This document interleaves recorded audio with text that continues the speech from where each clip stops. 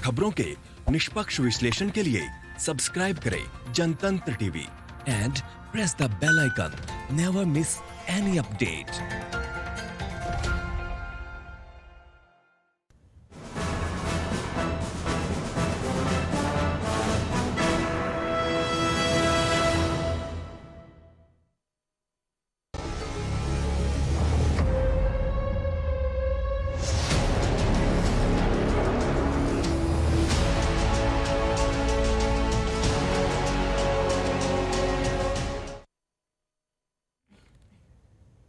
नमस्कार, मैं हूं आपके साथ दीपाली। सीधे रुक करते हैं। यहां पर हमारे साथ editor in chief Asim Mishra ji जुड़ चुके हैं। उनके साथ हैं AIMPLB के सदस्य Zafaryab Jilani ji. Sir, over to you. Thank you Deepali. Zafaryab ji हमारे साथ हैं और आज हम इनसे जानने की कोशिश करेंगे कि जो अयोध्या का ये पूरा जजमेंट आया है बाबरी विध्वंस के मामले में, इसके लीगल क्या इम्प्लीकेशंस थे और किन आधार पर विशेष जज ने सभी आरोपियों को दोष मुक्त कर दिया, जबकि सुप्रीम कोर्ट इसी मामले में 2 बार ऑब्जर्वेशन दे चुका था कि अयोध्या में 6 दिसंबर 1992 को जो बाबरी विध्वंस की कार्रवाई हुई थी वो गैर कानूनी थी, अनलॉफुल था और उसके लिए सुप्रीम कोर्ट ने निंदा भी की थी। तो आज कौन सा नया तथ्य देखने को मिला विशेष जज के सामने, जिसके आधार पर उन्होंने उन सभी लोगों को बरी कर दिया? इसी बारे में हम जो लीगल एस्पेक्ट है उसका वो जानने की कोशिश करेंगे और अपने दर्शकों तक पहुंचाने की कोशिश करेंगे। जफर अयाब साहब, बहुत बहुत स्वागत है आपका इस हमारे चैनल पर बात करने के लिए। तो हम सीधे चाहते हैं कि आप बताएं हमारे दर्शकों को कि क्या रही कारण जिसके वजह से जिन मामलों में सुप्रीम कोर्ट मान रहा है कि अनलॉफुल है, उसी मामले को स्पेशल जज कह रहे हैं कि नहीं, कहीं कोई गलत काम नहीं हुआ है। देखिए, क्या वजह है अंडरलाइंग वो तो हम नहीं कह सकते, क्योंकि कोई रीज़न हो सकता हो, नॉट ऑन द रिकॉर्ड। लेकिन जो मिस डायरेक्शन मैं कहूँगा जज का हुआ है और जिसको हम लीगल टर्मिनोलॉजी में कहते हैं कि परवर्सिटी ऑफ फाइंडिंग एविडेंस, जो क्रिमिनल प्रोसिक्यूशन या क्रिमिनल जस्टिस सिस्टम है हमारा, उसमें आई विटनेसेस को सबसे ज़्यादा अहमियत मिलती है। हमारे जज साहब ने उन डॉक्यूमेंट्स को जो उनके मुताबिक प्रूव नहीं हुए, उन फोटोग्राफ्स को जो साबित नहीं हुए, उनको अहमियत देके और उन डायरेक्ट एविडेंस में जो आई विटनेसेस की थी उसको अहमियत नहीं दी। अब उनको डील कैसे किया तो जजमेंट पूरा पढ़ने पता चलेगा। मिसाल के तौर पर आपको याद होगा अंजू गुप्ता उस वक्त यंग IPS ऑफिसर थी, अडवाणी जी की सुरक्षा में थी। हाँ। वो वहाँ मौजूद थी। हाँ जी। उन्होंने यहाँ बयान दिया आगे। अब एक सीनियर, उस वक्त IG से सीनियर पोस्ट पे थे किसी, और उन्होंने जितनी बातें वहाँ, उनका बयान जो 161 में पुलिस लेती है उसमें हुआ था, तो वो सारे नारे वगैरह जो वहाँ लग रहे थे, जाहिर है कि उन्होंने तो इंडिपेंडेंटली बयान दिया। अभी नौकरी में भी है, ये भी नहीं कह सकते कि रिटायर होने के बाद बयान दिया है। तो वो बयान इतना इम्पोर्टेंट था कि हमारा रिवीजन जो अलाउ हुआ था, जब अडवाणी जी को डिस्चार्ज किया गया है, तो हमने हाजी महबूब साहब की तरफ से रिवीजन फाइल किया था, तो जज ने अलाउ करके वापस भेज दिया, बॉर्डर डिस्चार्ज का रिक्वेस्ट कर दिया। उस समय जब Advani ji deputy prime minister हुए थे तो CBI ने अपना एक पैंतरा बदला था और रायबरेली कोर्ट में उनको डिस्चार्ज करने का एप्लीकेशन दे दिया था। उस वक्त हाई कोर्ट ने उसको रिक्वेस्ट कर दिया। ओके। वो कहा कि प्राइम फेसिस एविडेंस है इनके खिलाफ भी, और ये लोग बयान थे 8-9, इसमें से जर्नलिस्ट है, सीनियर जर्नलिस्ट रामदत्त त्रिपाठी, ये प्रधान साहब हैं शरद चंद्र प्रधान, और ये आपके जितेंद्र कुमार मिश्रा, जिसने तो वीडियो सब प्रूव किए, एक वीडियो, 3-4 वीडियोस देखा, तो उसमें एक वीडियो तो 5 दिसंबर का है। वो कह रहे हैं कॉन्स्पिरेसी के एविडेंस भी मिली, भाई 5 दिसंबर को तो स्टेट नहीं हुआ था, उसमें पूरी कॉन्फ्रेंस उस वीडियो में कवर की है। और आचार्य धर्मेंद्र दास जो उसमें कह रहे हैं कि हम मंदिर बनाने जा रहे हैं, हम ये खाली वहाँ से बालू नहीं ला रहे के लिए जमा हुए हैं।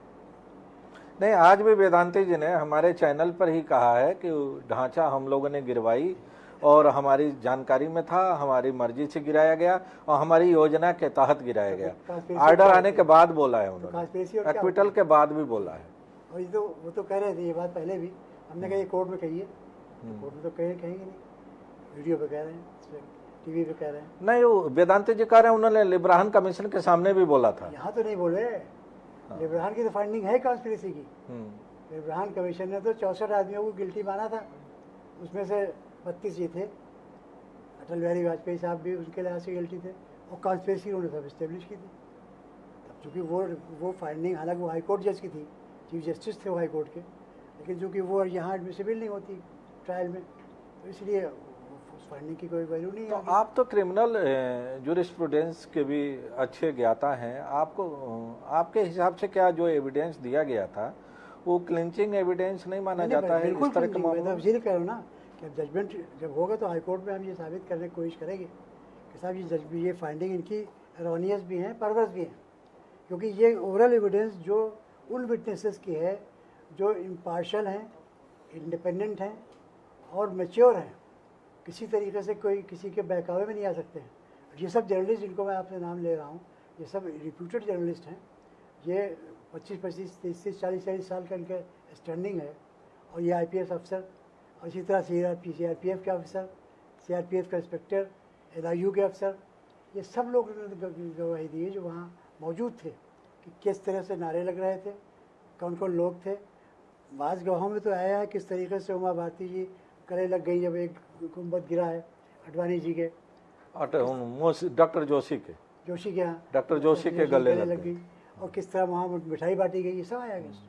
तो ये सब नज़रअंदाज कैसे कर दिया उन्होंने, ये सब चीज़ें जो है। अच्छा, फिर तकरीरें जब आपके सामने हुई और रिकॉर्ड पे हैं, तो फिर आप कैसे उनको कैसे छोड़ रहे हैं 153 और 153 में, जहाँ ये नारे लग रहे हैं कि एक धक्का और दो, बाबरी मस्जिद तोड़ दो, और कई एक नारे हैं जिससे कि वो 153 या 153 प्रूव होता है, तो उनको भी ऐसा सबको छोड़ दिया। फिर ठीक है, हम समझ सकते हैं कि 32 में से 8-10 लोग ऐसे होंगे कि जिनको शायद बाय नेम ना अक्यूज़ किया गया हो, बाकी सब तो बाय नेम अक्यूज़ हैं जिनके बारे में बयान हुए हैं, तो उनकी तो डायरेक्ट एविडेंस है, उसको कैसे आप डिसबिलीव कर देंगे? जफरयाब साहब, CBI के बारे में आमतौर पर एक धारणा बनी हुई है पिछले कई दशकों से कि CBI केंद्र सरकार के इशारे पर काम करती है, और जो भी पार्टी सत्ता में होती है उसके हिसाब से वो कॉम्प्रोमाइज़ करती रहती है चीज़ों को लेके।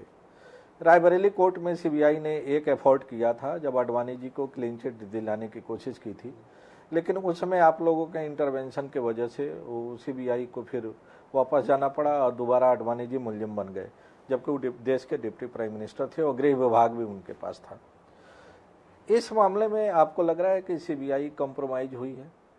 देखिए, जो एविडेंस CBI ने पेश की, कुछ तो उन्होंने ज़रूर इम्पॉर्टेंट गवाहों को नहीं पेश किया है यहाँ पर लखनऊ में कुछ, लेकिन चूँकि सुप्रीम कोर्ट ने दोनों केसेस को मर्ज कर दिया और ये कह दिया था कि जो एविडेंस रिकॉर्ड हुई है अब तक वो सब पढ़ी जाएगी जॉइंटली, और अक्यूज पर्सन्स को लिबर्टी दे दी थी, वो चाहे तो उनको क्रॉस एग्जामिन कर लें।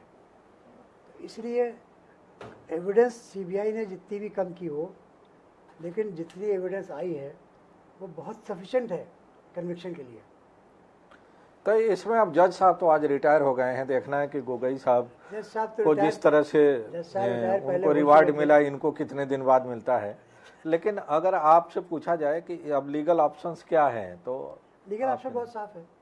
अब तो हाई कोर्ट में अपील करने का राइट हो गया, पहले रिवीजन होता था, लेकिन अब तो अपील करने का राइट हो गया विक्टिम को। हमने दरख्वास्त दिलवाई थी यहाँ, तो जज साहब ने कह दिया ये विक्टिम नहीं है। भाई विक्टिम कैसे नहीं है? पूरा मकान हाजी महबूब का जल गया उस दिन, मस्जिद के डिमोलिशन में हर मुसलमान विक्टिम है। सुप्रीम कोर्ट ने कहा है कि माइनॉरिटी कम्युनिटी का फेथ शैटर हुआ इससे। उनको नहीं कहा, उनका माइनॉरिटी कम्युनिटी का फेथ मेजॉरिटी कम्युनिटी पर से शटर हुआ है 1994 इस एक्ट के बाद, इस घटना के बाद। तो माइनॉरिटी कम्युनिटी जाहिर है मुसलमान के अलावा, तो मुसलमान सब उसमें एक विक्टिम थे और वो विटनेस भी थे, लेकिन जज साहब ने कह दिया कि नहीं हम उनको विक्टिम नहीं मानते। ठीक है, वो अपील फाइल करेंगे, तो अपील फाइल करने का टाइम है, उसके अंदर इंशाल्लाह अपील फाइल होगी और फिर हाई कोर्ट में देखिए, हाई कोर्ट में चूँकि ये मामला गलबन सिंगल जज के यहाँ जाएगा कि इसके ऑफेंसेस जो हैं, चूँकि सज़ा तो हुई नहीं है, अगर सज़ा होती है 10 साल से ऊपर की कुछ तब फिर हो जाता है डिवीज़न बेंच में, लाइफ टाइम होता है, कुछ होता है।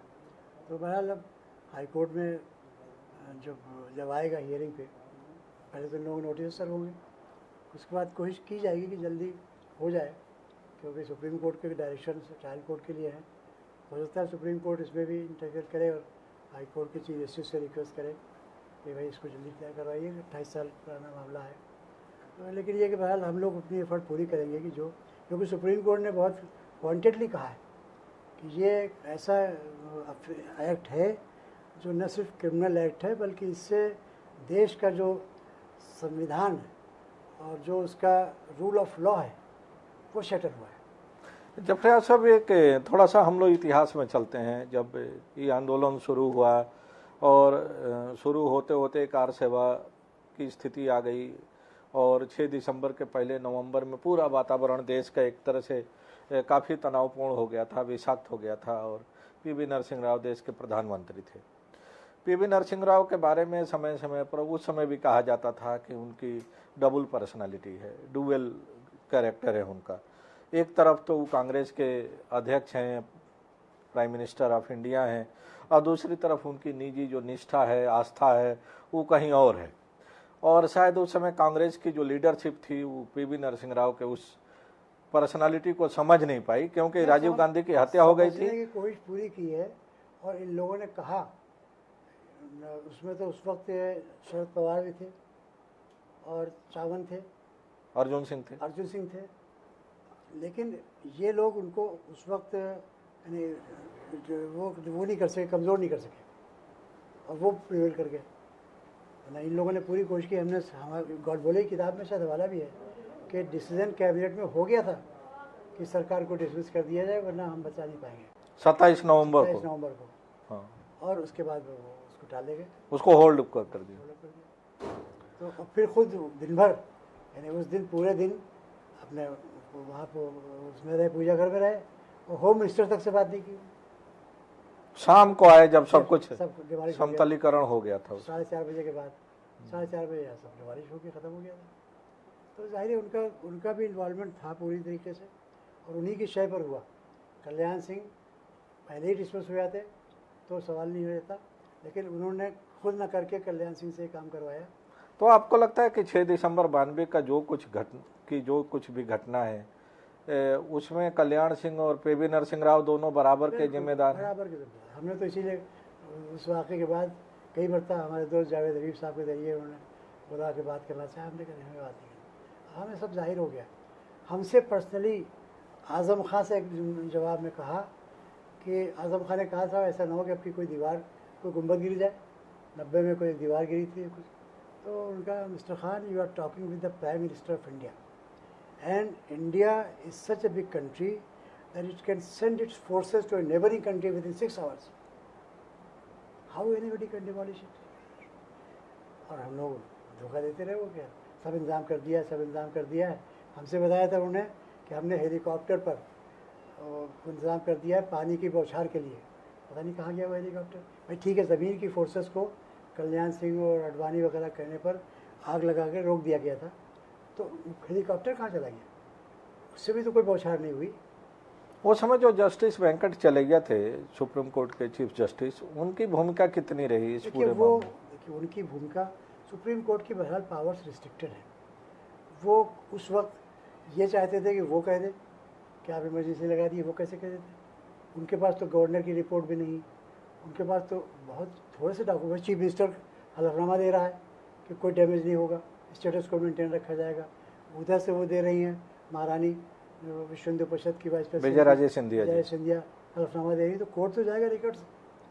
तो कोर्ट ने अपनी लिमिटेड पावर्स के तहत जितना समझा वो उतना किया, और उनके पास अल्टरनेटिव था एक आध, लेकिन वो उसको जाहिर है गवर्नमेंट उसके लिए अगर कहती तब तो अलग बात है, रिसीवर अपॉइंट करने का वगैरह वगैरह, तो वो उन्होंने नहीं किया। तो आपको लगता है कि पीवी नरसिंह राव इसीलिए बीजेपी और आरएसएस के लिए ज़्यादा प्रिय हैं कांग्रेसियों की तुलना में?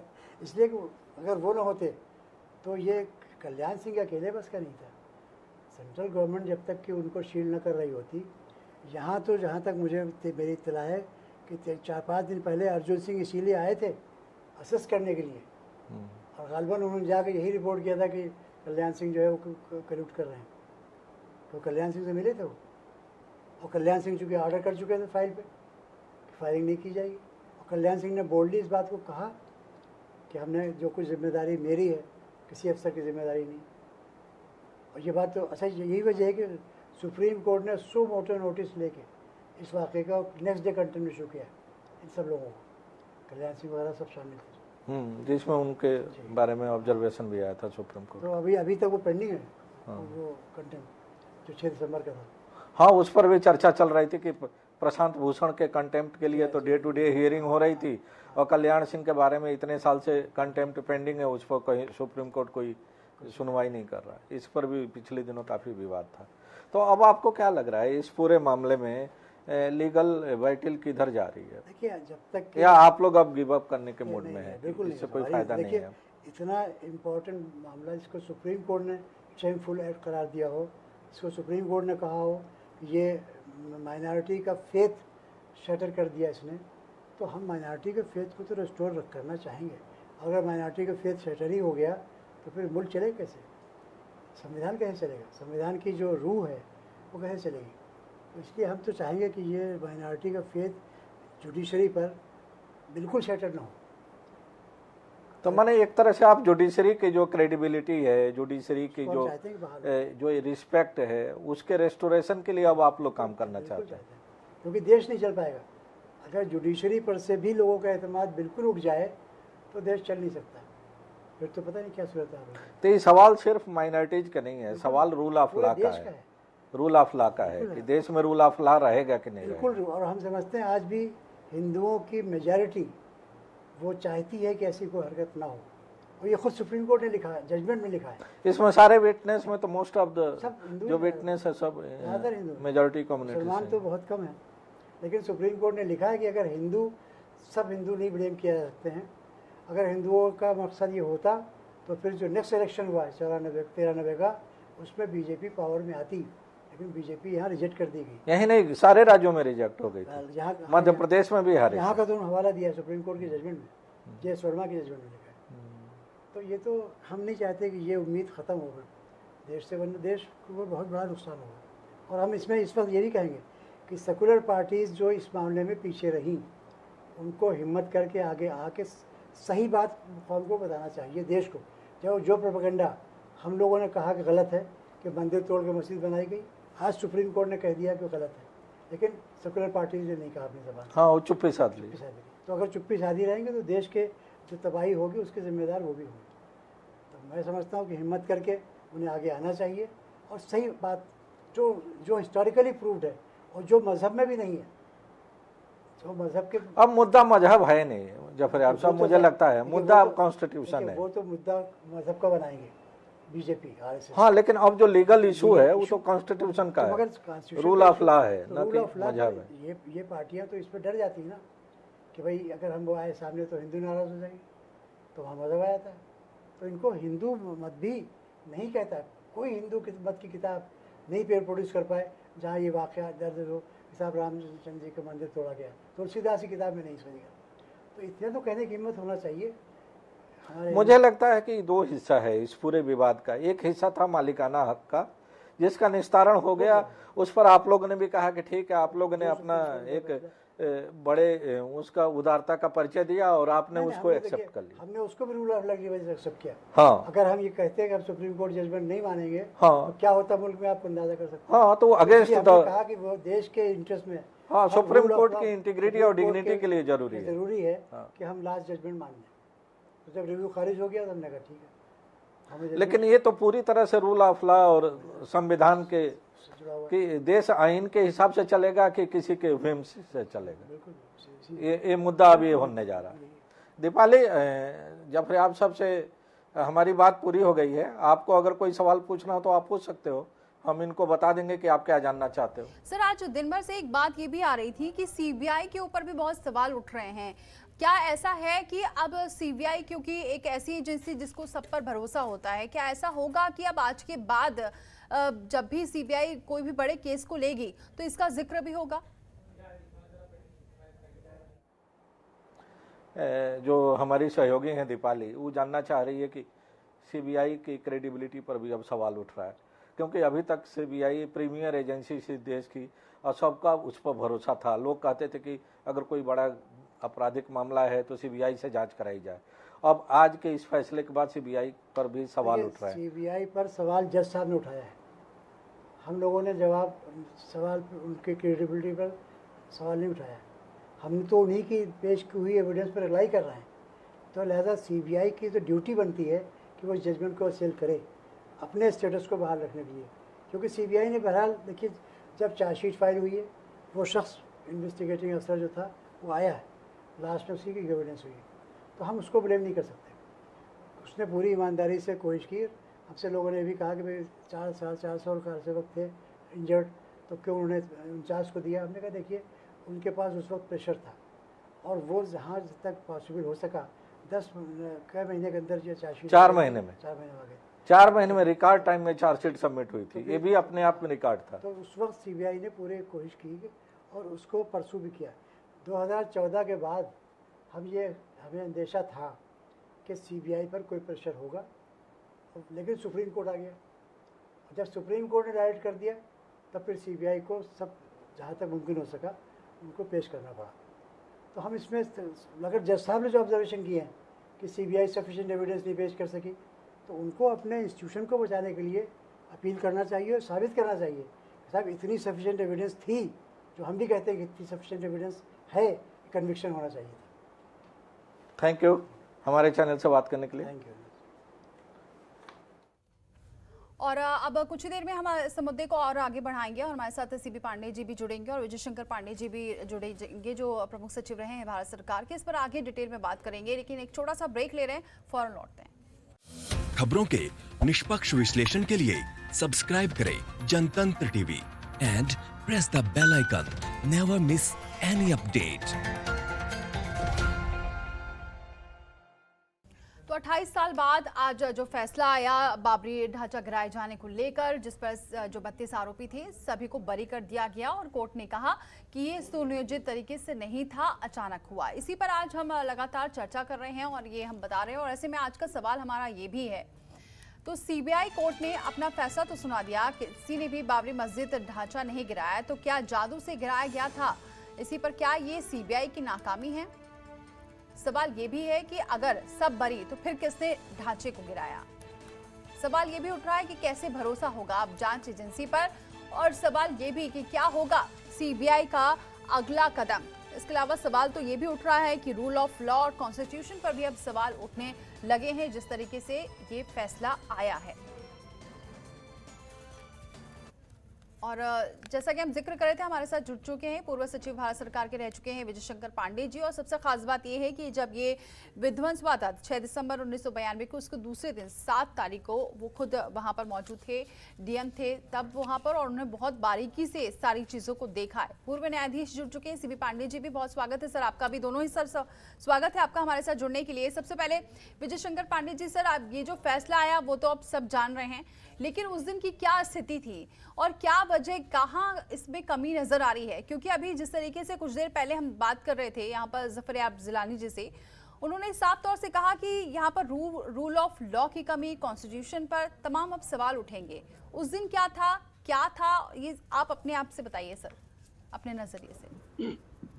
देखिए दीपाली जी, ये जो निर्णय आज आया है वो बहुत अटपटा सा है और आश्चर्यजनक है कि इतनी बड़ी घटना हो गई और उसके लिए कोई भी जिम्मेदार नहीं है। ये बिल्कुल स्वीकार्य नहीं है और इसमें जो भी दोषी हो इस निर्णय को लाने में, देखिए मैं 7 दिसंबर के को मेरी नियुक्ति हुई यहाँ होती और मैं अन्य 8 को उस मौके का भी पूरा इंस्पेक्शन किया था और वहाँ पर मौके पर बहुत से ऐसे फावड़े और इस तरह के जो यंत्र थे वो बिखरे पड़े थे, मिले थे, और जिनके बारे में जानकारी करने पर यही बताया गया कि ये 1-2 दिन पहले ये खरीदे गए थे।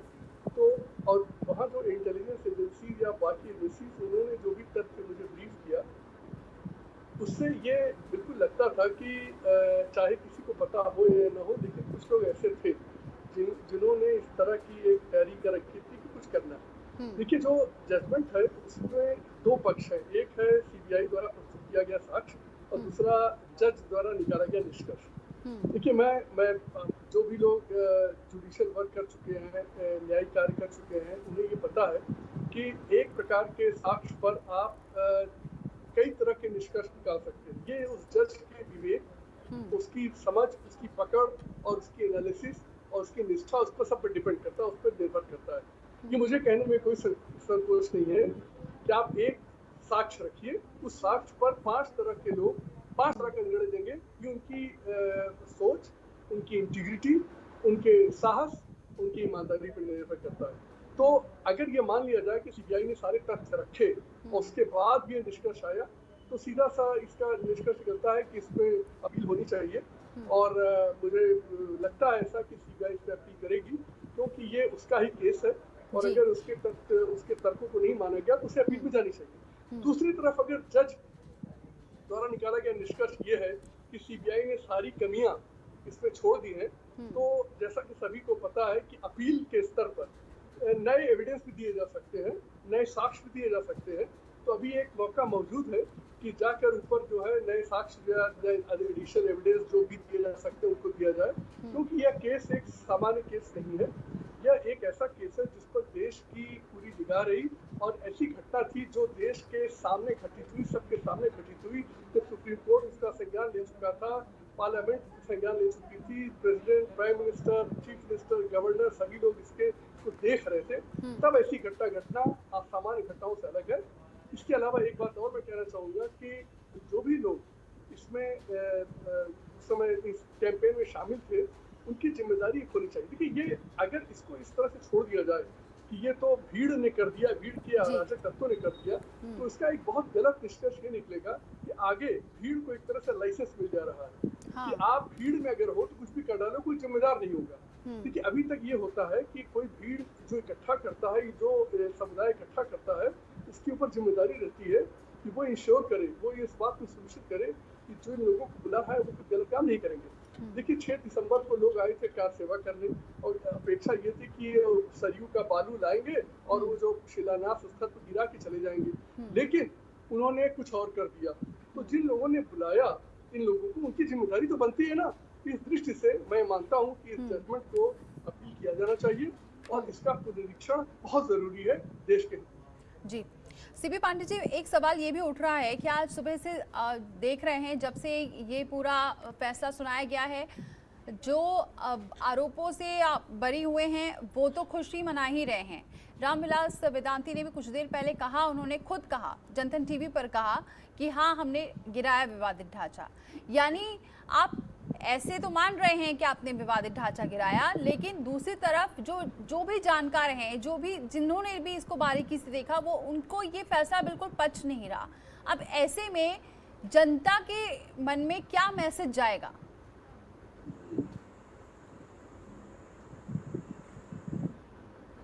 आप देखिएगा कि जैसे जैसे ही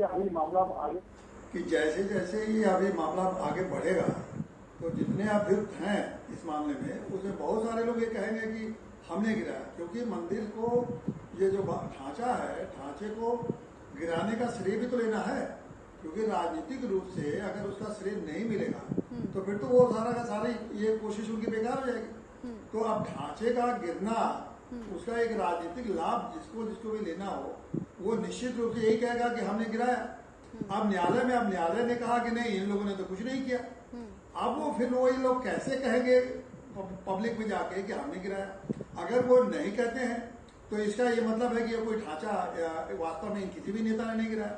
अब अगर मैं थोड़ी राजनीतिक रूप से अगर इस बात को समझिए, तो जितने नेता हैं सभी ने यही कह के चुनाव में गए, फिर देश की राजनीति में गए, और सब देश की राजनीति में हिंदुओं का पोलराइजेशन हुआ इसी मुद्दे को लेके, और लोगों ने कहा कि ढांचा बहुत पुराना था, इसको गिरा दिया गया, वहाँ अब यहाँ तक आ गया मामला, मंदिर भी वहाँ बनने जा रहा है।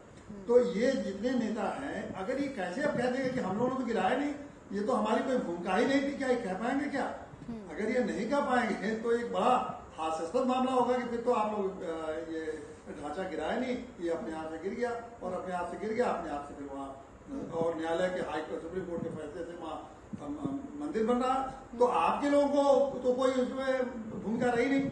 तो अब बोलना तो कम से कम आज के बाद तो ये पूरा का पूरा ये जो राजनीतिक लाभ लिया गया, आज के बाद तो ये बंद कर देना चाहिए, क्योंकि मंदिर बन रहा है फैसले से, सुप्रीम कोर्ट के फैसले से। ढांचा किसी ने गिराया नहीं, ढांचा को भीड़ ने गिरा दिया। तो फिर ये राजनीतिक पार्टी जो इसका लाभ लेके सत्ता में आई है, वो कैसे कर उसको अब तो आज तो बंद कर देना चाहिए कि नहीं, हम हमारा कोई इसमें कोई भूमिका नहीं है और ये क्रेडिट नहीं है। लेकिन मैं नहीं जानता कि ऐसा कोई है कि धीरे धीरे, आज पहले आपने इंटरव्यू लिया, अभी आप धीरे धीरे सबका इंटरव्यू लीजिए तो सब कहेंगे, लेकिन बाद में मान लीजिए यही मैटर अपील में जाता है तो अपील में घूम घूम के नेता ये कहें कि हमने तो गिराया, हमने गिराया और अपील में बहस हो रही है कि साहब इसमें साक्षी नहीं है कि कोई अदालत में अगर मान लीजिए अपील हाईकोर्ट में जाती है, अपील कोई दाखिल करता है, अपील का सीबीआई दाखिल करेगा और तो कोई दाखिल करेंगे तो उनके सुनवाई का हक तो है नहीं, दाखिल भले कर सकते हैं। लेकिन अब कोई इसमें देखिए एक बात और, इसमें कोई मुस्लिम पक्ष है और हिंदू पक्ष का मामला नहीं कि मुस्लिम पक्ष जाके उसमें मुकदमा करे। जिन लोगों ने एफआईआर दर्ज कराया है वो वादी हैं, वो चाहें तो वो मुकदमा अपील कर सकते हैं या सीबीआई अपील कर सकती है। तो ये अपील में जाके एक तरफ तो अपील सुनवाई होगी और दूसरे तरफ जितने हैं उसमें ये लोग अभियुक्त कहेंगे कि हम लोग ढांचा गिरा। तो एक न्यायालय की जो रूल ऑफ लॉ है, आप कोर्ट में तो आप कह रहे हैं कि हमने नहीं किया और पब्लिक में कह रहे हैं कि हमने किया, तो एक न्यायालय की भी गरिमा अभी आप देखिए कि बड़े बहस की बात है कि देश की रूल ऑफ लॉ है, ये पूरा का पूरा जो हमारा देश है, ये कॉन्स्टिट्यूशन पे और रूल ऑफ लॉ और जस्टिस और इक्वलिटी, यही सब चीज़ों में माइनॉरिटी प्रोटेक्शन, बहुत सारे बेसिस हैं जिनके आधार पर ये पूरा खड़ा हुआ है पूरा भारत का प्रशासनिक व्यवस्था। तो अब आप इस तरह का वो फिर न्यायालय का मौका उड़े नहीं कि अपील में तो आप सुन रहे हैं कि वहाँ कह रहे हैं कि कोई एविडेंस हम लोगों ने कुछ किया ही नहीं और हम लोग निर्दोष हैं, और बाहर कह रहे हैं कि हम लोगों ने गिराया। हाँ। तो इस तरह न्यायालय की तो गरिमा गिरेगी। तो ऐसे मामले में देखिए रूल ऑफ लॉ को स्टैब्लिश करना बहुत जरूरी है। अगर रूल ऑफ लॉ नहीं रहेगा तो उसी दिन डेमोक्रेसी नहीं है।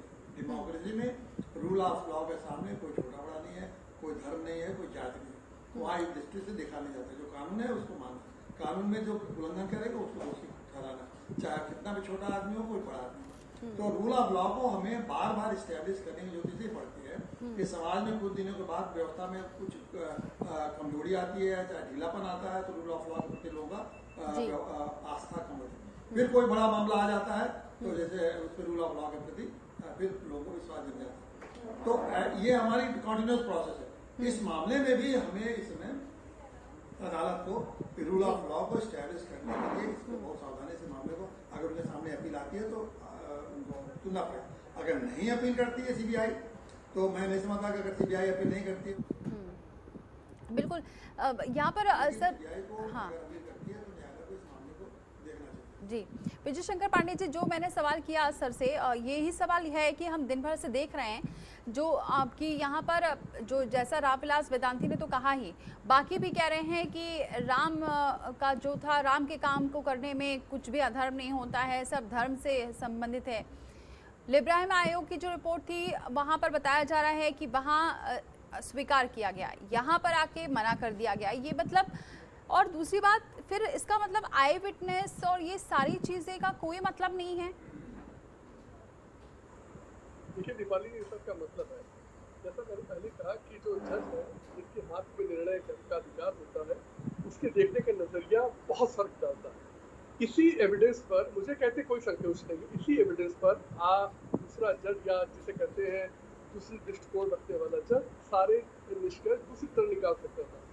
इसीलिए ये बहुत जरूरी है कि इस जो जजमेंट है इसका अपील की जाए और इसका एनालिसिस की जाए। जहाँ तक इस प्रश्न की बात है कि अंदर कुछ कहते हैं बाहर कुछ कहते हैं, देखिए ये शुद्ध रूप से राजनीतिक काम था। ये राम के नाम पर राजनीति की गई देश में, सबको पता है। और ऐसे से लोग राम का नाम जप रहे थे जो भगवान को मानते भी नहीं है, और उनका उद्देश्य था सत्ता पाना, जिसका लाभ नहीं मिल गया। ये देश का दुर्भाग्य था कि वो इस राजनीति पे पड़ गया है और अभी भी उससे उबर नहीं पा रहा है।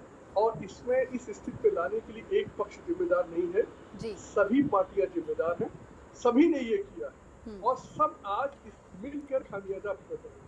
देखिए वो तो इस दृष्टि में खामियाजा भुगतने की बात मैं कह रहा हूँ कि वो कुछ रहते सत्ता कुछ बाहर हो जाते हैं, लेकिन सब ने इसका लाभ उठाया।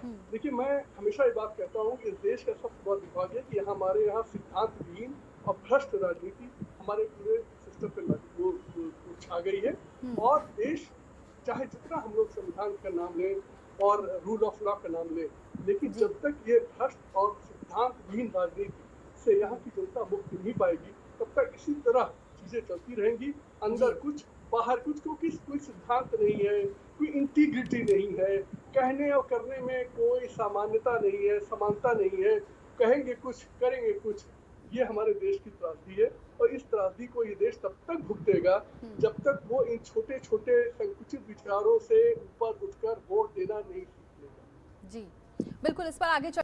ब्रेक के बाद स्वागत है आपका। रुक करते हैं सीबी पांडे जी का। सीबी पांडे जी, सर अब ये आगे क्या, अगर सीबीआई नहीं आगे बढ़ती है तो फिर आगे का क्या मैसेज जाएगा, और अगर आगे बढ़ती है तो क्या लगता है कि अब इस मामले में कुछ हो पाएगा? क्योंकि जो प्रक्रिया है वो इतनी लंबी खिंचती है, जब इस मामले को लेकर 28 साल लग गए, अब ये अगर आगे मामला जाता भी है, सीबीआई आगे पहुंचती भी है, तब भी कोई भरोसा नहीं है कि कब तक ये केस आगे तक चले।